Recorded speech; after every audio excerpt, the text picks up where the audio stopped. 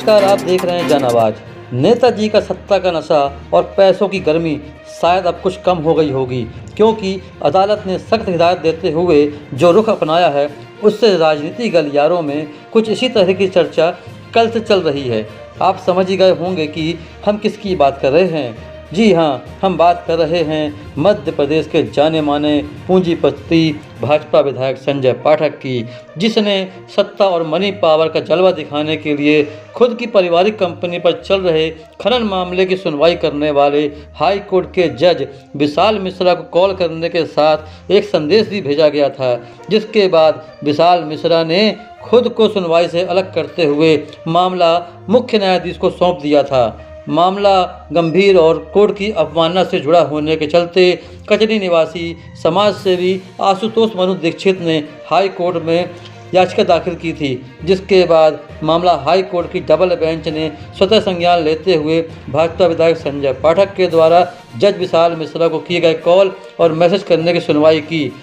संजय पाठक ने भी अपना जुर्म कबूल करते हुए कोर्ट में पेश हलफनामा में बार बार क्षमा याचना करते हुए बिना शर्त माफ़ी मांगी। आपको बता दें कि यह मामला उस समय सामने आया जब एक खनन संबंधी याचिका की सुनवाई के दौरान 1 सितंबर 2025 को तत्कालीन न्यायाधीश ने अपने आदेश में उल्लेख किया था कि संजय सत्येंद्र पाठक ने इस मामले को लेकर उनसे संपर्क करने का प्रयास किया। इसके बाद हाई कोर्ट की खंडपीठ ने स्वतः संज्ञान लेते हुए आपराधिक अपमानना की कार्रवाई शुरू। सुनवाई के दौरान संजय सत्येंद्र पाठक ने अदालत में हलफनामा प्रस्तुत कर बिना शर्त माफ़ी मांगी। उन्होंने कहा कि फ़ोन कॉल गलती से लग गया था, जिसे तुरंत काट दिया गया।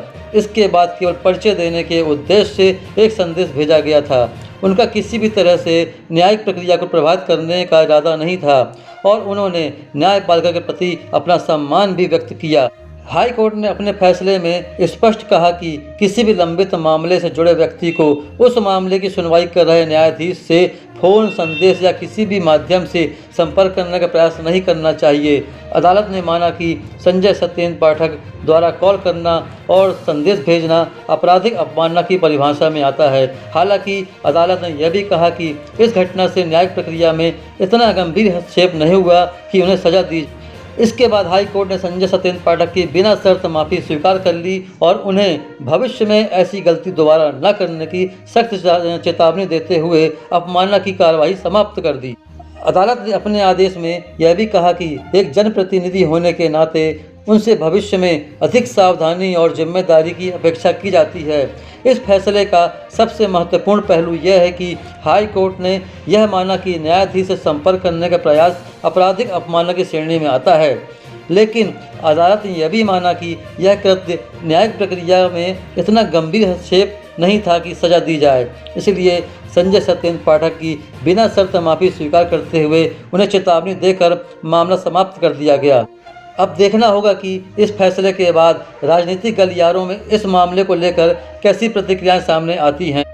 आपको बता दें कि विधायक संजय पाठक भले ही अच्छे आदमी हों, अच्छे नेता हों, अच्छे जनप्रतिनिधि हों, लेकिन उनके इर्द गिर्द घूमने वाले और उनके पैसों पे ऐश करने वाले चाटुकार टाइप के लोग ही उनके लिए बड़ी मुसीबत खड़ी करते हैं। जो लोग संजय पाठक के भक्त बने हुए हैं, यदि संजय पाठक अपना हाथ उनके सिर से अलग कर दें तो सबसे पहले वही लोग भागेंगे जो संजय पाठक के पैसों पर ऐश कर रहे हैं। इस खबर में आपकी क्या प्रतिक्रिया है, कमेंट बॉक्स में जरूर बताएं।